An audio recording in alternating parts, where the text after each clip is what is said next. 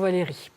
Souvenez-vous maintenant de cette affaire survenue il y a 3 ans sur l'autoroute A13 en région parisienne. Après un simple accrochage, alors qu'il partait en vacances, un homme avait été battu à mort par des jeunes sous les yeux de sa mère et de son épouse. 9 jeunes comparaissent à partir de lundi devant la cour d'assises des Yvelines. Voici le témoignage bouleversant de ces 2 femmes qui ont perdu un fils et un mari. Elles parlent pour la première fois. Nathalie Pérez et Agnès Géraud-Carlier. C'est aux côtés de leur avocat que ces 2 femmes ont eu le courage de venir raconter leur calvaire. Il y a 3 ans, cette jeune mariée a vu son époux mourir sous ses yeux. Mohamed venait d'avoir 30 ans. Sa mère a elle aussi assisté au massacre. Elle a vu 10 jeunes frapper son fils à coups de pied et à coups de poing. Ils l'ont tué devant moi. Et même le petit, mon fils le plus petit, si j'étais pas là, que je les ai poussés, que je me suis mis sur eux, peut-être qu'ils seraient partis aussi parce qu'ils recevaient plein de coups de pied que je les voyais faire comme s'ils jouaient sur un ballon. Dans la nuit du 26 juin 2010, Mohamed part en vacances avec sa famille. Sur une bretelle de l'autoroute A13, son véhicule percute légèrement une Clio rouge. La conductrice va alors refuser de faire un constat. Le ton monte. Elle appelle un ami. Ils viendront à 10 pour frapper jusqu'à ce que mort s'en suive. Une scène terrible que la jeune veuve n'oubliera jamais. Tout, c'est parti. Tout. Tout. La violence est gratuite. J'ai jamais cru que mon mari me serait tué un jour devant mes yeux. Il n'y a pas plus horrible que ça. Il faut qu'il paye. Pour détruire une famille le jour au lendemain, c'est pas possible. Ce qui peut arriver à nous, ça peut arriver à n'importe qui.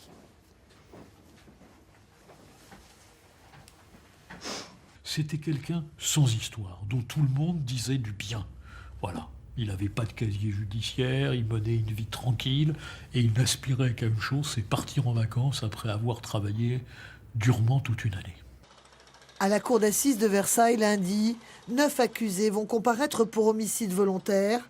Les agresseurs présumés nient tous les faits et se rejettent la faute. Ils risquent la réclusion criminelle à perpétuité.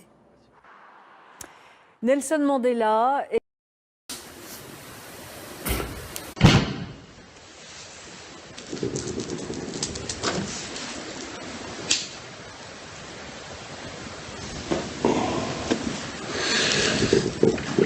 Ferme ta gueule, sale cafard, agent plastique. De quelle intifada tu parles là? Il n'y a aucune intifada, je donne mon avis personnel.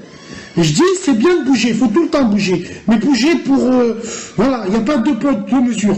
Donc ferme ta gueule. Tout ce que je dis, c'est vrai. Vous avez la mort. Une beurette sur l'autoroute. Elle s'est fait couper sa route. Elle a dit à son pote Renoir qu'elle appelé des autres. Ils l'ont boulé. Sa mère, elle disait, j'entendais sa tête taper sur le sol. Les Maghrébins, vous êtes où?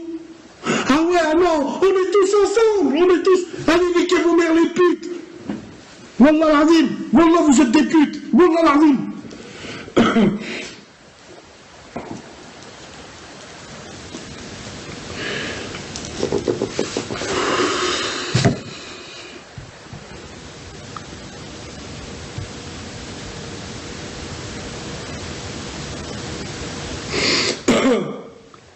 Moi j'étais où? Mais moi j'étais pas là, moi j'ai pas à être ici frérot. J'ai pas à être ici. Mouniala, tu veux quoi? Réponds-moi avec tes cœurs, je te réponds pas. Barre-toi. Maintenant j'arrête de défendre. Bah défends pas la Palestine qui s'en bat les couilles frérot. Tu veux nous diviser, d'accord, je vais vous diviser.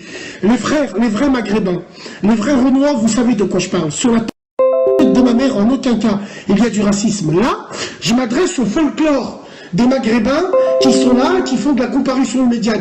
Mohamed Laïdouni, Yahmou, le frère, il y avait sa mère, sa femme, sa fille dans la voiture. Vous avez fait quoi? À Lyon, un truc comme ça, il arrive. Ouh. Ce qui lui est arrivé, c'est inadmissible.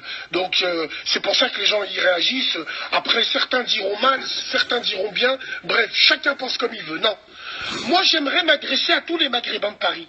En fait, Alhamdoulilah que vous n'êtes pas tous comme ça. Mais je vais vous dire pourquoi je vous déteste. Je vous hais et je vous méprise du plus profond de mon âme. Parce que vous êtes des faibles. Oui, j'aimerais revenir sur ça. Quand je vois des cortèges pour le petit Théo, où il y a des beurettes lépreuses avec leur t-shirt « Justice pour Théo », quand je vois des mecs, des robeux, qui finissent en garde à vue, en comparution immédiate, pour des trucs comme ça. Bon, ok, mais en fait, j'aimerais leur poser une petite question.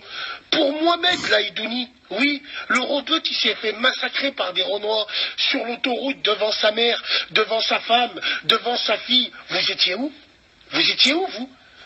Ah, vous étiez pas là. Pour Samir Dielkerd, au Montfermeil des Bosquets, vous étiez où? Vous avez fait quoi? Vous étiez en tête de cortège? Vous avez bougé comme ça? Non. 2 poids, 2 mesures. La tête de ma mère, en aucun cas je vise une communauté en particulier, non. Là, je m'adresse aux Maghrébins. Vous êtes des hamki, vous êtes des double faces. Pour vous, personne ne bouge. Rien du tout. Mais là, parce que Zama, Black is beautiful, ou carrément, c'est